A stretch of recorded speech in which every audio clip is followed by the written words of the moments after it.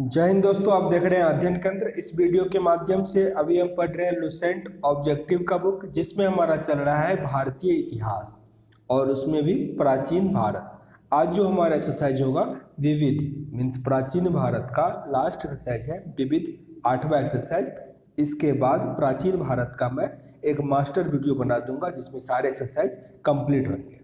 तो चलो इसको स्टार्ट करते हैं पहले प्रश्न से। काफ़ी अच्छे प्रश्न आते हैं इसमें। किस विदेशी यात्री ने भारत का दौरा सबसे पहले किया था? मेगास्थनीज। सबसे पहले विदेशी यात्री जिसने भारत का दौरा किया वो कौन थे? मेगास्थनीज। प्राचीन भारत में निम्नलिखित में से कौन सा विद्या अध्ययन का केंद्र नहीं था? तो तक्षशिला भी था, विक्रमशिला भी था, नालंदा भी था, कौशाम्बी नहीं था। तो विद्या अध्ययन केंद्र कौन कौन सा था? नालंदा, विक्रमशिला, तक्षशिला। शून्य का खोज किनके द्वारा किया गया था? शून्य का खोज किया था आर्यभट्ट ने, आर्यभट्ट। महापाषाण संस्कृति जो कि 1500 ईस्वी पूर्व से लेकर 1000 ईस्वी पूर्व तक का काल है, हमें दक्षिण भारत के उस ऐतिहासिक युग से परिचित कराती है जब महापाषाण काल में उपयोग में लाए जाते थे। मतलब महापाषाण काल में दक्षिण भारत में क्या उपयोग में लाया जाता था?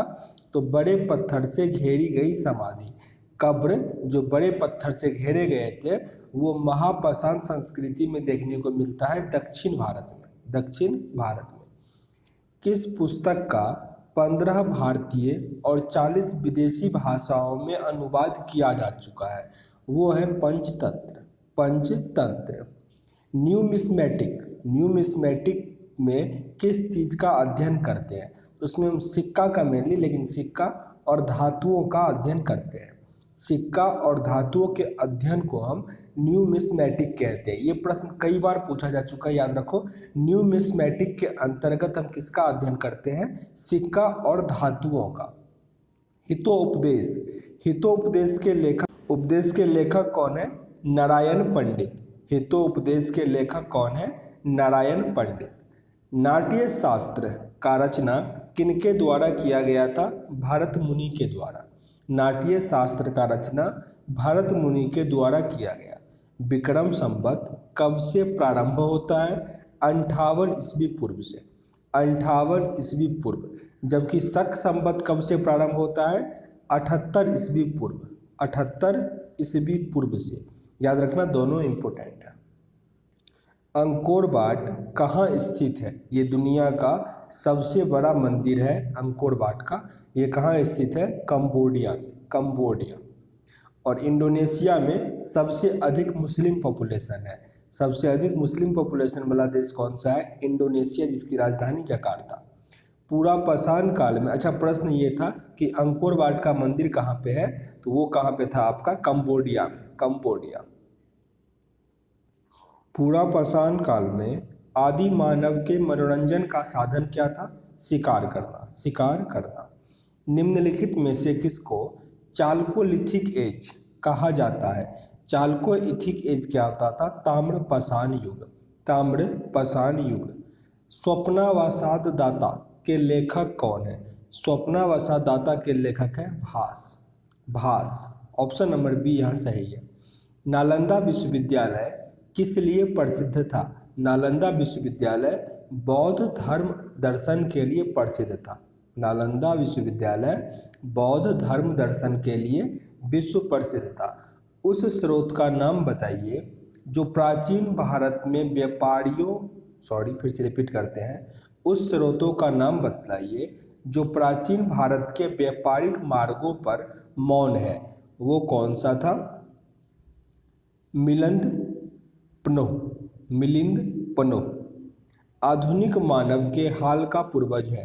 आधुनिक मानव के हाल का पूर्वज है क्रो मैग्नन मनुष्य। क्रो मैग्नन मनुष्य। बोटनिकल नेम आदमी का क्या होता है? होमो सेपियंस। होमो सेपियंस। ये बोटनिकल नेम का स्टार्ट किसने किया था? लिनियस ने किया था।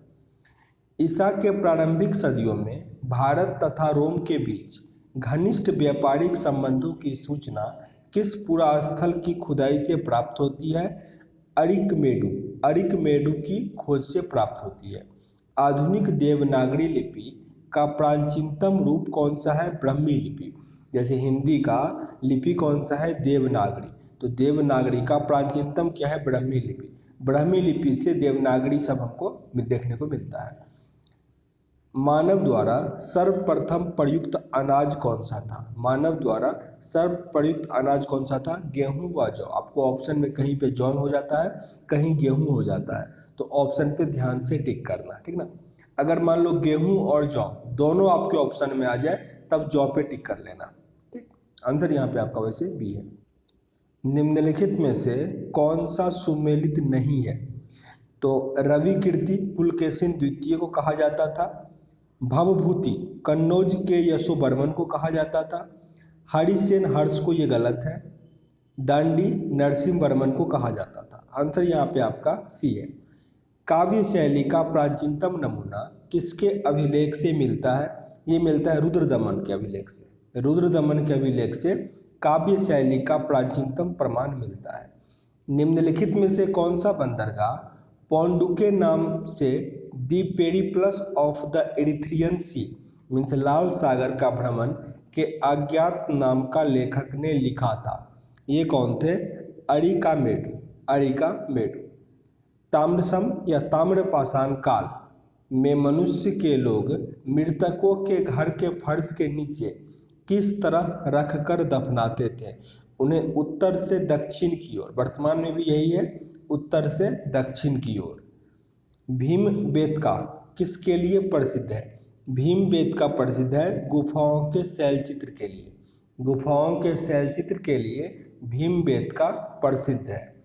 यहाँ पे सुमेलित करना है, कौन सा जगह कौन से स्टेट में पड़ता है, ये आपको सुमेलित करना है। रामेश्वरम कहाँ पे है? तमिलनाडु में। रामेश्वरम जहाँ के ये थे एपीजे अब्दुल कलाम सर, तो रामेश्वरम कहाँ है? तमिलनाडु में। द्वारका गुजरात। द्वारका गुजरात। सारनाथ स्थित है उत्तर प्रदेश, बहुत इंपॉर्टेंट है। सारनाथ कहाँ स्थित है? उत्तर प्रदेश। और महाकाल मंदिर है मध्य प्रदेश। महाकाल मंदिर था मध्य प्रदेश। भारतवर्ष के लिए इंडिया शब्द का प्रयोग सर्वप्रथम किसने किया? सर्वप्रथम हेरोडोटस ने किया। हेरोडोटस, जिन्हें इतिहास का जनक भी कहा जाता है, फादर ऑफ हिस्ट्री, हेरोडोटस, इन्होंने ही भारतवर्ष के लिए इंडिया शब्द का प्रयोग सबसे पहले किया। निम्नलिखित में कौन सा नवीनतम समझा जाता है? सबसे नवीनतम मानव हम इसमें किसको कहते हैं? तो अभी पढ़े थे कुछ देर पहले, क्रो-मैनन मानव को। क्रो-मैनन मानव, इसको याद रखना, कई बार पूछा गया प्रश्न है ये। सबसे आधुनिक मानव या क्रो-मैन जो है वो सबसे नवीनतम मानव है।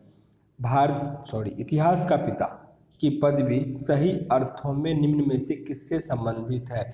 तो फादर ऑफ हिस्ट्री किसे कहते हैं? हेरोडोटस का, अभी जिक्र किए थे हेरोडोटस। प्राचीन नगर तक्षशिला निम्नलिखित में से किसके बीच स्थित है? तक्षशिला है सिंधु और झेलम के बीच। सिंधु और झेलम के बीच। याद रखिएगा, कुछ दिन पहले मैंने कम्युनिटी में एक प्रश्न डाला था जिसमें पूछा था कि इनमें से सबसे लंबी नदी कौन सी है। तो याद रखना, जब ऐसा प्रश्न आए तो सिंधु नदी जो है वो ब्रह्मपुत्र, गंगा, इस सबसे भी बड़ी नदी है, ठीक ना। तो सिंधु वहाँ पे बड़ी नदी होता आंसर। आप लोगों ने बहुत गलत किया था, कुछ ने ब्रह्मपुत्र और कुछ ने गंगा पे टिक कर लिया था। भारत की सबसे लंबी नदी पूछे तब क्या हो जाएगा? गंगा। भारत पाकिस्तान मिला के अगर पूछते तब सिंधु हो जाएगा। निम्नलिखित अंग्रेजों में से कौन था जिसने सर्वप्रथम भगवत गीता का अंग्रेजी अनुवाद किया था? भगवत गीता का अंग्रेजी अनुवाद किसने किया था?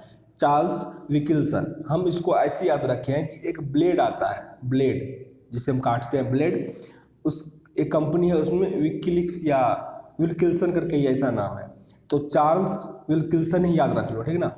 तो उसने ही भगवत गीता का इंग्लिश अनुवाद किया था। आपको एग्जाम में आंसर मिल जाएगा, ठीक ना। चार्ल्स विकिल्स नाम है हालांकि इसका।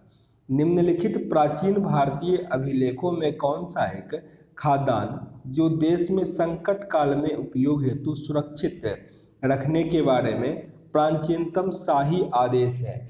ये कौन सा आदेश है? तो सहगौड़ ताम्रपत्र आदेश था। सहगौड़ ताम्रपत्र।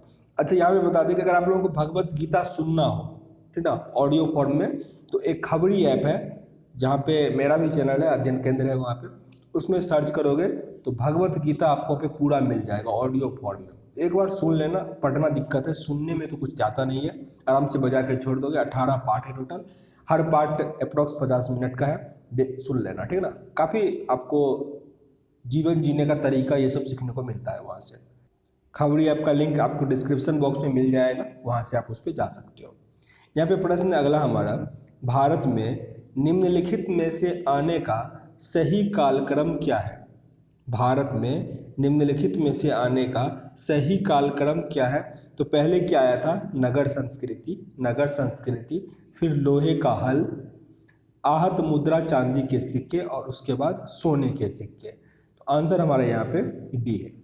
प्राचीन भारत में निम्नलिखित में से कौन सा एक लिपि दाईं से बाईं ओर लिखी जाती थी? ये इस बार बीपीएससी में पूछ लिया था, 2019 वाले बीपीएससी में ये प्रश्न पूछा गया था, तो काफ़ी इंपॉर्टेंट है। आंसर क्या होता है? खरोष्ठी लिपि। खरोष्ठी लिपि में अशोक का एक अभिलेख भी देखने को मिलता है। कमेंट बॉक्स में बताइएगा कि अशोक का कौन सा अभिलेख खरोष्ठी लिपि में लिखा गया है, ठीक ना। और ये लिपि क्या होता है? उर्दू की तरह दाएं से बाएं की ओर लिखा जाता है। हम लोग क्या करते हैं, हिंदी जो लिखते हैं, ये हमारा बायां साइड है, बाएं से दाएं की तरफ लिखते हैं, पर उर्दू क्या होता है? अपोजिट लिखा जाता है। तो वैसा ही आपका खरोष्ठी भी क्या है? दाएं से बाएं की तरफ लिखा जाता है। निम्नलिखित में से कौन सा एक प्राचीन भारत में व्यापारियों का निगम था? इनमें से कौन सा एक व्यापारियों का निगम था? मणिग्राम। पुलकेशिन प्रथम का बादामी शिलालेख शक वर्ष 465 का दिनांकित है। यदि इसे विक्रम संवत में इंकित किया जाए तो क्या फर्क पड़ेगा? ये क्या हो जाएगा? 601 हो जाएगा, 601। अगर आपको ऐसे याद करना है इसको, कितना का डिफरेंस हो जाता है? 136 वर्ष का, 136 वर्ष का डिफरेंट होता है, ठीक ना। विक्रम संवत क्या होता है? पहले उसका हुआ था कितना ईस्वी में? 58 ईसा पूर्व में, तो वो पहले आता है, फिर ये 76 ईस्वी में हुआ था शक संवत। तो डिफरेंस कितना का हो जाता है? अप्रॉक्स 136 वर्ष का हो जाता है। इसको थोड़ा 138 वर्ष का हो जाता है। यहाँ पे सूची 1 और सूची 2 दिया गया है, आपको सुमेलित करना है। अच्छा, कमेंट बॉक्स में एक बात बताना कि शक संवत का पहला महीना कौन सा होता है, ठीक ना। ये मेरे दिमाग में प्रश्न आ रहा था क्योंकि एक एसआई का एग्जाम हुआ था सब इंस्पेक्टर का, उसमें पूछा गया था कि शक संवत के अनुसार पहला महीना कौन सा होता है। और हम लोग जो भी यूज़ करते हैं जनवरी फरवरी, ठीक ना, ये कौन सा कैलेंडर होता है? तो वो होता है ग्रीगोरियन कैलेंडर, याद रखना इसको भी। अच्छा, ये प्रश्न सूची 1 और सूची 2 आपको मिलाना है। तो गुप्त क्या था? गुप्त कहाँ था? देवगढ़ में। चंदेल था खजुराहो का मंदिर, बनाया था उसने, चंदेल खजुराहो का। चालुक्य क्या बनाया था? बादामी। और पल्लव पनमले। आगे फिर सुमेलित करना है, राज्य और राजधानी दिया गया है। तो चेर का राजधानी था करयूर या बांजी, चोल का राजधानी था पुहर या कावेरी पट्टनम एवं उड़ियूर, और पांडे का था कोकई एवं मदुरई। मुद्रा राक्षस नामक पुस्तक के लेखक कौन है? ये तो याद होगा, विशाखा दत्त। बौद्ध, जैन एवं ब्राह्मण धर्मों में कौन सी धारणा एक जैसी है? बौद्ध, जैन और ब्राह्मण धर्मों में कौन सी धारणा एक जैसी है? तो कर्मवाद का सिद्धांत। बिहार महान धार्मिक केंद्र है किसका? तो सिखों के लिए भी, बौद्धों के लिए भी और जैनों के लिए भी। आंसर क्या होगा? इनमें से सभी के लिए। इसमें से कौन सा सुमेलित नहीं है? तो हिंदू में गीता है, बौद्ध धर्म में धम्मपद, मुस्लिम में कुरान और जैन धर्म में बाइबिल। ये आपका क्या हो जाएगा? गलत हो जाएगा। जैन धर्म में बाइबिल नहीं। निम्नलिखित युग्मों में से कौन सा सही नहीं है? यहाँ पे भी क्या है? एक गलत है। तो कर्म मंजूरी हर्ष का ये गलत है, जबकि विशाख दत्त का मुद्रा राक्षस, कालिदास का मालविका अग्निमित्रम और अश्वघोष का सौंदरानंद। बाइबिल किसका है? ईसाई धर्म का। आंसर यहाँ पे क्या बनेगा? डी। निम्नलिखित में से कौन सा सुमेलित नहीं है? तो कर्म मंजूरी हर्ष ये गलत है, मुद्रा राक्षस सही है विशाखदत्त, मालविका अग्निमित्रम कालिदास और सौंदरानंद अश्वघोष, ये तीनों सही है, जबकि कर्पूर मंजरी हर्ष ये गलत है। यहाँ पे मानव द्वारा सर्वप्रथम प्रयुक्त धातु कौन सा है? तांबा। तांबा। प्राचीन भारत में हुई वैज्ञानिक प्रगति के संदर्भ में यहाँ पे कौन सा कथन सही है, ये आपको बताना है। तो प्रथम सदी ईसा पूर्व में विभिन्न प्रकार के विशिष्ट शल्य औजारों का उपयोग हुआ था, मतलब आम था, ये सही है। दूसरा है तीसरी सदी ईस्वी में या उसके आरंभ में मानव शरीर के आंतरिक अंगों का प्रत्यारोपण शुरू हो चुका था, ये बिल्कुल गलत है, उतना पहले ये नहीं हुआ, ये गलत हो गया। पाँचवीं सदी ईस्वी में कोन या जिया का सिद्धांत ज्ञात था, पता है, ये सही है। सातवीं सदी में चक्रीय चतुर्भुज का सिद्धांत ज्ञात था, तो ये तीन यहाँ पे सही है, जबकि दूसरा क्या है? गलत है। आगे प्रश्न है हमारा, प्राचीन भारत में योद्धेय कौन था? प्राचीन भारत में योद्धेय कौन था? एक गणतांत्रिक जनजाति, एक गणतंत्रात्मक जनजाति। आंसर है यहाँ पे सी। बोरोबुदूर किसका स्थल है? बोरोबुदूर है जावा की 8वीं शताब्दी ईस्वी में निर्मित एक बृहद स्तूप। आंसर है यहाँ पे बी। तो टोटल 46 प्रश्न थे, वो मैंने कंप्लीट कर लिया। उम्मीद करते हैं यहाँ से कुछ सीखने का मौका मिला होगा। सेशन अगर अच्छा लगा हो तो लाइक कीजिए, पसंद ना आया हो डिसलाइक भी कर सकते हैं, पर कारण जरूर बताइएगा। पर ध्यान रखिएगा, इसके बाद एक मास्टर वीडियो आएगा, उसको जरूर देखिएगा, जिसमें आपका पूरा रिवीजन हो जाएगा प्राचीन भारत का। इसके बाद हम पहले मॉडर्न हिस्ट्री पढ़ लेंगे, क्योंकि मध्यकालीन भारत जो है वो इम्पोर्टेंट है, पर उसके लिए पढ़ना बहुत अधिक पड़ता है। तो आधुनिक भारत पहले कंप्लीट कर लेते हैं, फिर हम मध्यकालीन भारत भी कंप्लीट कर लेंगे। तो मिलते हैं नेक्स्ट वीडियो में, तब तक के लिए जय हिंद।